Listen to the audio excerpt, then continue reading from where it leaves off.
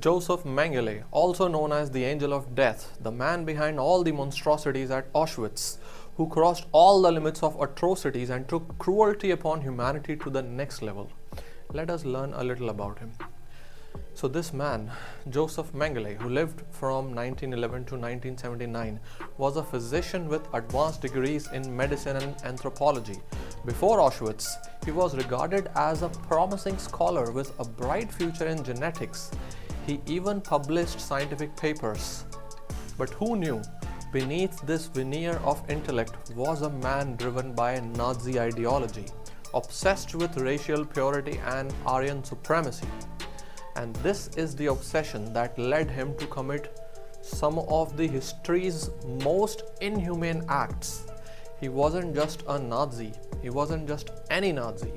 He was the man who stood at the gates of Auschwitz, wearing a crisp uniform and a disarming smile, deciding who would live and who would die. A flick of his hand, like this, left and right, sealed the fate of over 1 million people over there. He wasn't just a cog in Nazi machine, he was its surgeon, carving its cruelty into the lives of its victims. So I use this word Auschwitz. Let's learn what it means. Auschwitz-Birkenau was a concentration camp where Jews were deported by Nazi army to be slaughtered just because of their ethnicity. I would say it was mankind's worst genocide due to racism. The place was a factory of death. Between 1940 and 1945, 1.3 million people, I repeat, 1.3 million people were deported to Auschwitz. 1.1 million were murdered brutally and mercilessly, including 960,000 Jews, 74,000 Poles, 21,000 something Romanis, 15,000 Soviet prisoners of war, and 10,000 others. Mengele, with a smile that actually killed and not just figuratively, arrived Auschwitz in May 1943 and quickly became the chief of that camp, a chief physician at that camp. Now imagine this. You have been crammed into a train cart like kettles with thousands of others for days. The stench of sweat and death surrounds you. You step off at Auschwitz, dazed and terrified, and there stands this man when you arrive there. Mengele, with a smile like a doctor welcoming its patients. But only his intentions as well as his questions are sinister. First of all, are you healthy? How old are you? Do you have any siblings? These were the questions that he would ask. Upon arrival at Auschwitz, prisoners faced two selections. Left flick of hand meant gas chamber and death instantly, and right flick of hand meant forced labor, starvation, or experiment, which again meant death, but rather delayed and more painful. Approximately 80% of the arrivals were sent directly to the gas chambers. Witness accounts describe that Mengele, standing at the selection ramp, calmly smoking and humming as he decided who would live and who would die. To a mother holding her child, he would gesture left, meant death. To a strong man, he would point right, which meant forced labor. And to the twins, his eyes would lit up.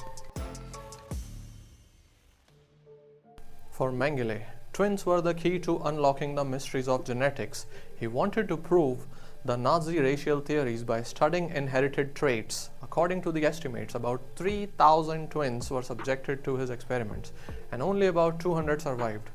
Twins were often injected with chemicals, exposed to diseases, even dissected to compare organ structures. And here is a heartbreaking fact. When one twin died, the other was instantly killed for comparative autopsy. Mengele's gruesome experiments weren't science, they were torture. Some examples include sterilization, which means prisoners were sterilized through X-rays, injections, and surgeries without anesthesia. Diseases studies, in which prisoners were deliberately infected with diseases like typhus, tuberculosis, and many others. Even children were injected with chemicals to study disease progression, and most died in agony. Then mutilation, wherein limbs were amputated to observe the effects of blood loss. Not just this, forced conjoinment, wherein twins were sewn together in grotesque experiments to simulate conjoined twins. They died within days, screaming in pain. And it doesn't end here. Another one was eye color experiments, in which they injected dyes in children's eyes to alter pigmentation, and most would go blind because of it. His victims were mostly Jews and some other groups as well, whom he deemed undesirable for the Nazis. That was the only reason he committed all these atrocities. Eva Moses Kaur, a survivor, recalled, "Mengele injected my twin sister and me with something that caused severe fevers and vomiting. I thought I would die, and if one of us died, the other would have been killed immediately."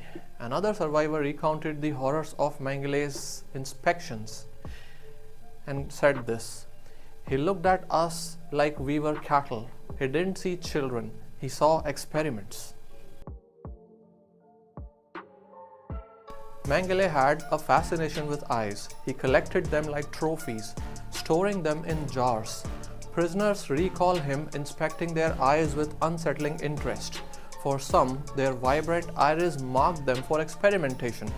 To Mengele, these eyes were windows to the soul. They were data points. To his victims, they were the last thing they could use to cry. In Mengele's laboratories, corpses piled up daily. Children screamed as chemicals burned through their veins. Prisoners were tied down, subjected to experiments they could not comprehend. The bodies of twins were stored in vats of formaldehyde for future study.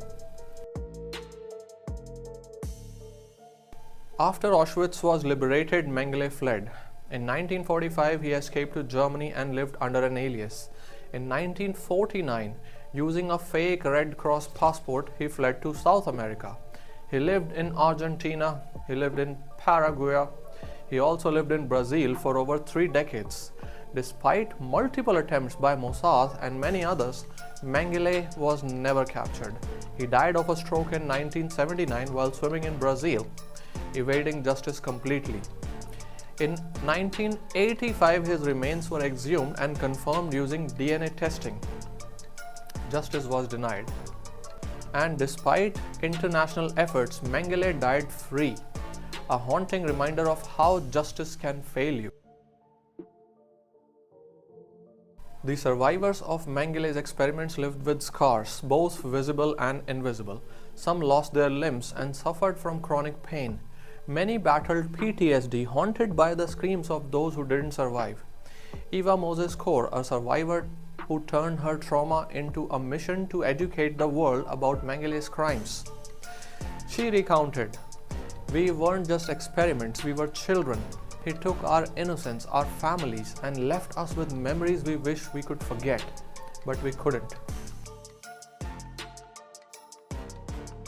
Survivors like Eva Moses Kaur dedicated their lives to ensuring the world remembers Mengele's crimes. Eva founded the Candles Holocaust Museum, educating people about Holocaust and Mengele's experiments. She famously forgave Mengele, stating, "Forgiveness isn't for him, it's for me. It's my way of taking back my power." Mengele represents the darkest depths of human cruelty. His name is synonymous with over 4 lakh deaths that he directly orchestrated through his selections. The suffering of thousands subjected to his inhumane experiments. I mean, you just can't forget. Even I am finding it difficult to say this. But his victims' stories ensure that his atrocities are never forgotten. Mengele's crimes weren't just numbers. Behind every statistic was a story. A mother who was separated from her children, a father forced to watch his family perish right before his eyes, a child stripped of their future. Over 6 million Jews, along with millions of others, were murdered during the infamous Holocaust, and Mengele's work epitomized the depths of human cruelty. This should never be forgotten. The story of Josef Mengele isn't just a history, it's a warning that how hatred, pseudoscience, and unchecked power can lead to unthinkable horrors. His victims weren't just numbers, they were fathers, mothers, children with a story, a dream, and a life that was stolen from them. We remember them to honor their lives and to ensure that such atrocities never happen again. This is all in this video. My name is Dr. Rubin Singh. Please subscribe for more such information. Sayonara for now. Have a good one.